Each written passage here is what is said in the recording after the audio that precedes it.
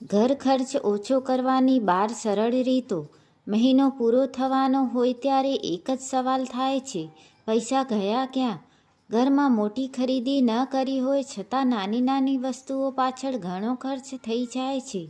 આજે હું તમને એવી 12 સરળ રીતો વિશે જણાવીશ જેનાથી તમે ઘરનો બિનજરૂરી ખર્ચ ઓછો કરી શકો છો. અને છેલ્લી 3 રીતો એવી છે જેના પર આપણે સામાન્ય રીતે ધ્યાન જ નથી આપતા. તો ચાલો શરૂ કરીએ. ખરીદી કરતાં પહેલાં ઘરનો સ્ટોક ચેક કરો. ઘણીવાર આપણે બજારમાં જઈએ છીએ અને વસ્તુ જોઈને લઈ આવીએ છીએ, જ્યારે એ જ વસ્તુ ઘરમાં પહેલેથી હોય છે. ખાસ કરીને મસાલા, દાળ, ચોખા, સાબુ, શેમ્પૂ અને ક્લિનિંગ પ્રોડક્ટ્સ જેવી વસ્તુઓમાં આવું વધારે થાય છે. એટલે બજારમાં જતાં પહેલાં 2 મિનિટ કાઢીને કિચન અને સ્ટોરેજમાં જોઈ લો કે શું પહેલેથી છે. આ નાની આદતોથી ડુપ્લિકેટ શોપિંગ ઘણી ઓછી થઈ શકે છે.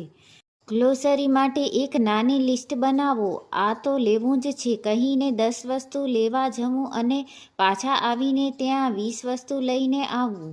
આપણે બધાએ ક્યારેક તો કર્યું જ હશે. એટલે શોપિંગ પહેલાં લિસ્ટ બનાવો અને શક્ય હોય ત્યાં સુધી લિસ્ટ સિવાયની વસ્તુ ખરીદવાનું ટાળો. હા, જો ખરેખર જરૂરિયાતની વસ્તુ હોય તો અલગ વાત છે, પણ માત્ર ઓફર જોઈને વસ્તુ લેવી એટલે સેવિંગ નહીં, ઘણીવાર એ એક્સ્ટ્રા સ્પેન્ડિંગ હોય છે.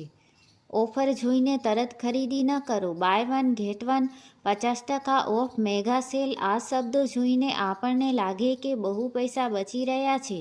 પણ પોતાને એક સવાલ પૂછો, જો આ વસ્તુ પર ઓફર ન હોત તો પણ હું આ ખરીદત? જો જવાબ ના હોય તો કદાચ એ વસ્તુની જરૂર નહોતી. ઓફર ત્યારે જ સાચી સેવિંગ છે જ્યારે તમને ખરેખર એની જરૂર હોય. બહારથી ખાવાનું થોડું ઓછું કરો. દરરોજ બહારનું ખાવું જરૂરી નથી, પણ અઠવાડિયામાં ઘણી વખત બહારથી સ્નેક્સ, કોલ્ડ ડ્રિંક્સ અથવા ફૂડ મંગાવવાથી નાની નાની રકમ મળીને મોટો ખર્ચ બની જાય છે. ઘરે જ સિમ્પલ સ્નેક બનાવી શકાય તો ઘણીવાર એ બધું આર્થિક પડે છે. અને સૌથી મહત્વનું, કેટલો ખર્ચ થાય છે એની નોંધ રાખો. એક મહિનો લખીને જોશો તો પોતાને જ ખબર પડી જશે કે ક્યાં ખર્ચમાં ઘટાડો કરી શકાય. વીજળીનો બિનજરૂરી ઉપયોગ બંધ કરો. રૂમમાંથી બહાર નીકળ્યા પછી લાઇટ અને ફેન ચાલુ રહેવા દેવાની આદત હોય તો તેને બદલો. ટીવી, ચાર્જર, અનનેસેસરી લાઇટ જેવી વસ્તુઓ પણ જરૂરી ન હોય ત્યારે બંધ રાખો. અને વોશિંગ મશીન પણ દરેક નાની લોડ માટે ચલાવવાને બદલે કપડાની જરૂરિયાત પ્રમાણે પ્રોપર લોડમાં ચલાવવું વધુ પ્રેક્ટિકલ છે. નાની નાની બચત આખા મહિનામાં ફરક પાડી શકે છે. પાણીનો બગાડ રોકો. પાણીનો બગાડ માત્ર પાણીનો જ નહીં પણ ઘર ખર્ચનો પણ બગાડ છે. ટેપ ખુલ્લો રાખીને કામ કરવું, જરૂર કરતાં વધારે પાણી વાપરવાનું અથવા લીકેજને ઇગ્નોર કરવું, આ બધું અવોઇડ કરી શકાય છે. ઘરમાં ક્યાંક લીકેજ હોય તો તેને વહેલી તકે રિપેર કરાવો. ક્લિનિંગ પ્રોડક્ટ્સ વધારે વાપરવાની ભૂલ ન કરો. ઘણીવાર આપણને લાગે છે કે વધારે લિક્વિડ નાખશું તો વસ્તુ વધારે સારી રીતે ક્લીન થશે. પણ ઘણી ક્લિનિંગ પ્રોડક્ટ્સમાં થોડું પ્રમાણ પણ પૂરતું હોય છે. એટલે પ્રોડક્ટ પર આપેલી ભલામણ કરેલી જથ્થો પ્રમાણે જ વાપરવાની આદત રાખો. આથી પ્રોડક્ટ પણ લાંબો સમય ચાલશે અને વારંવાર ખરીદવાની જરૂર નહીં પડે. કપડાં અને હાઉસહોલ્ડ વસ્તુની કેર કરો. કોઈ વસ્તુ થોડા મહિનામાં જ ખરાબ થઈ જાય તો ફરીથી પૈસા ખર્ચવા પડે. કપડાંને યોગ્ય રીતે વોશ કરવા, જરૂર ન હોય ત્યારે હાર્શ ક્લિનિંગ ન કરવી અને હાઉસહોલ્ડ વસ્તુને યોગ્ય રીતે સ્ટોર કરવી. આ બધું વસ્તુઓની લાઈફ વધારવામાં મદદ કરે છે. સસ્તું ખરીદવું કરતાં વારંવાર ન ખરીદવું પણ સેવિંગનો એક ભાગ છે. મહિનો નિશ્ચિત બજેટ નક્કી કરો. આ સૌથી યુઝફુલ રીતોમાંથી એક છે. મહિનાની શરૂઆતમાં કરિયાણા બિલ, ઘરની જરૂરિયાતો અને પર્સનલ સ્પેન્ડિંગ માટે અંદાજિત બજેટ નક્કી કરો. પછી આખો મહિનો ખર્ચ લખતા રહો. જો બજેટ ક્રોસ થવા લાગે તો તરત સમજાઈ જશે કે કયા કેટેગરીમાં વધારે ખર્ચ થઈ રહ્યો છે. નાની ખરીદીનો હિસાબ રાખો. ₹50, ₹100, ₹150 નાની રકમ લાગે છે, પણ આવી 10-15 નાની ખરીદી મહિને થઈ જાય તો કુલ રકમ ઘણી મોટી બની શકે છે. એટલે ખાસ કરીને daily snack, online orders, random shopping અને નાની ઘરગથ્થુ ખરીદીઓ હિસાબ રાખો. જે વસ્તુ ઘરમાં છે તેનો પૂરો ઉપયોગ કરો. ઘરમાં પડેલી વસ્તુનો ઉપયોગ કર્યા વગર નવી વસ્તુ ખરીદવાની આદત હોય તો એને બદલવી. ઉદાહરણ તરીકે, ક્લિનિંગ માટે નવી વસ્તુ લેતા પહેલાં જુઓ કે ઘરમાં પહેલેથી કોઈ સુટેબલ પ્રોડક્ટ છે કે નહીં. કિચનમાં પણ જે વસ્તુ પહેલેથી છે તેનો ઉપયોગ કરીને રેસીપી બનાવી શકાય. વેસ્ટ ઓછું, સ્પેન્ડિંગ ઓછું. દર મહિને એક બિનજરૂરી ખરીદીનો દિવસ નહીં રાખો.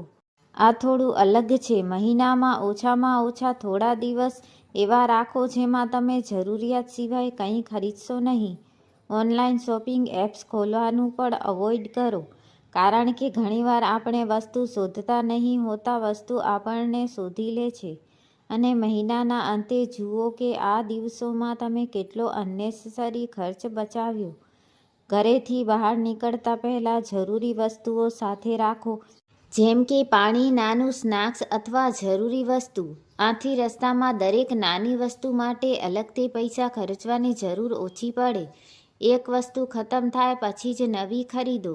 ખાસ કરીને શેમ્પૂ, સોપ, ક્લિનિંગ પ્રોડક્ટ્સ જેવી વસ્તુઓમાં એકસાથે ઘણા પ્રોડક્ટ્સ સ્ટોક કરવાની જરૂર નથી. પહેલાં જે છે તેનો ઉપયોગ પૂરો કરો. મહિનાના અંતે ખર્ચને રિવ્યૂ કરો. મહિનો પૂરો થાય ત્યારે 10 મિનિટ કાઢીને જુઓ સૌથી વધારે પૈસા ક્યાં ગયા. આગલા મહિને એ કેટેગરીમાં થોડો ખર્ચ ઓછો કરવાનો ટાર્ગેટ રાખો. સિઝનલ વસ્તુઓ સિઝનમાં જ ખરીદો. જે વસ્તુઓ સિઝનમાં સસ્તી મળે છે તેને યોગ્ય સમયે ખરીદવાથી ખર્ચ ઓછો થઈ શકે છે. ખાસ કરીને ફ્રૂટ્સ અને વેજીટેબલમાં આનો ફાયદો થઈ શકે છે. ફ્રિજમાં રહેલી વસ્તુઓ પહેલાં વાપરો. નવી વસ્તુ પાછળ રાખીને જૂની વસ્તુ ભૂલી જવાથી ફૂડ વેસ્ટ થાય છે. ફ્રિજમાં જે વસ્તુ પહેલાંથી છે તેને પહેલાં વાપરવાની ટેવ રાખો. બચેલું ભોજન ફેંકતા પહેલાં વિચાર કરો. બચેલું ફૂડ યોગ્ય રીતે સ્ટોર કરીને પછી ઉપયોગ કરી શકાય છે. જેટલું ફૂડ વેસ્ટ ઓછું થશે એટલી જ ગ્રોસરીની જરૂરિયાત ઘટી જશે. કપડાં ખરીદતા પહેલાં વોર્ડરોબ જુઓ. ક્યારેક આપણા વોર્ડરોબમાં પહેલેથી જ સિમિલર કપડાં હોય છે છતાં નવા કપડાં લઈ આવીએ છીએ. ખરીદતા પહેલાં જુઓ કે ખરેખર જરૂર છે કે માત્ર મન થયું છે. પાણીની બોટલ બહારથી ખરીદવાને બદલે ઘરેથી લઈ જવાની આદત રાખો. બહાર જતાં વારંવાર પાણી કે કોલ્ડ ડ્રિંક્સ ખરીદવાથી નાની રકમ ખર્ચાય છે. શક્ય હોય ત્યાં સુધી ઘરેથી પાણી લઈ જવાની આદત રાખો. તો મિત્રો, ઘર ખર્ચ ઓછો કરવા માટે હંમેશા મોટી કમાણી કરવી જરૂરી નથી. ઘણીવાર નાની નાની આદતો બદલવાથી પણ મહિનાના ખર્ચમાં સારો ફરક પડી શકે છે. તમને આમાંથી કઈ રીત સૌથી યુઝફુલ લાગી એ કમેન્ટમાં જરૂર જણાવજો. અને આવી જ ઘરગથ્થુ ટિપ્સ અને પૈસા બચાવવાની સરળ રીતો માટે ચેનલને સબસ્ક્રાઇબ કરવાનું ભૂલતા નહીં. મળીશું ફરી એક નવી યુઝફુલ વિડીયો સાથે.